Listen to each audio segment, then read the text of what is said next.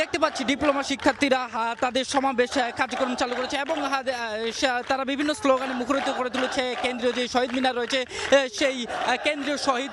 মিনারে এবং তাদের যে ৮ দফা দাবি রয়েছে দর্শক সেই দাবিগুলো তারা বারবার উত্থাপন করছে এবং সেই দাবিগুলো নিয়ে আজ সমাবেশের শেষে প্রধান উপদেষ্টারা বাসভবনে পদযাত্রা করবেন এমনটি তারা জানিয়েছেন এবং তাদের ৮ দফার দাবির প্রধান দাবি হলো স্বতন্ত্র একটি কৃষি বিশ্ববিদ্যালয় উপস্থাপন করতে হবে এবং আমরা যেমনটি জানি যে বাংলাদেশের সরকারি 18টি কৃষি প্রশিক্ষণ ইনস্টিটিউট রয়েছে এবং 260টিরও বেশি কৃষি বেসরকারি কলেজ রয়েছে যেখানে কৃষিতে 4 বছরের ডিপ্লোমা কোর্স অধ্যয়ন শেষে আসলে উচ্চশিক্ষার জন্য কোনো বিশ্ববিদ্যালয়ে রাখা হয়নি, যার প্রেক্ষিতে 16 দিন যাবৎ তারা এই আন্দোলন করছে এবং 16 দিন যাবৎ তারা কৃষি মন্ত্রণালয়ের কাছ থেকে কোনো আশ্বাস পায়নি বলে জানিয়েছেন, যার কারণে আজ তারা কেন্দ্রীয় শহীদ মিনারে সমাবেশে ডাক দিয়েছে এবং বিভিন্ন জেলা থেকে আমরা দেখতে পাই যে কৃষি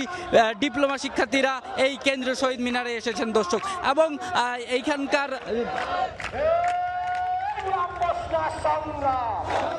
এবং আমরা দেখতে পাই যে তারা বিভিন্ন স্লোগানে মুখরিত করেছে এবং তাদের এই দাবি যদি মেনে না নেওয়া হয় তাহলে তারা পরবর্তীতে আরও কর্মসূচি দিবে বলে জানিয়েছে দর্শক এবং আমরা দেখতে পাই যে কয়েকটি কলেজের শিক্ষার্থীরা তারা এখানে উপস্থিত হয়েছেন এবং ছাত্রদের পাশাপাশি আমরা দেখতে পাই যে শিক্ষার্থীরা রয়েছে তারাও এইখানে এসেছেন এবং বলা যায় যে তাদের এই কর্মসূচি গতকাল তারা জানিয়েছিল এবং আজ সকাল 9টার দিকে তারা একে একে উপস্থিত হতে থাকেন এবং পক্ষান্তরে আমরা দেখতে পাই যে তাদের যেই ছাত্রছাত্রীরা রয়েছে তারা বিভিন্ন স্লোগানে কেন্দ্রীয় যে শহীদ মিনার রয়েছে সেই শহীদ মিনারের সামনে অবস্থান করছে। শুধু তাই নয়, এই সমাবেশকে কেন্দ্র করে আমরা দেখতে পেয়েছি যে আইন শৃঙ্খলা বাহিনীও মোতায়েন করা হয়েছে। সকাল থেকে তারা এই কেন্দ্রীয় শহীদ মিনারে অবস্থান করছেন কোনো ধরনের যেন বিশৃঙ্খলা না হয় সেই জন্য তাদের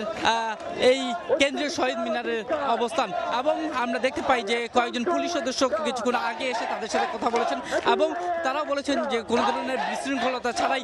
তারা এই শহীদ মিনারে কেন্দ্রীয় শহীদ মিনারে আন্দোলন চালিয়ে যাবে এবং তাদের দাবি না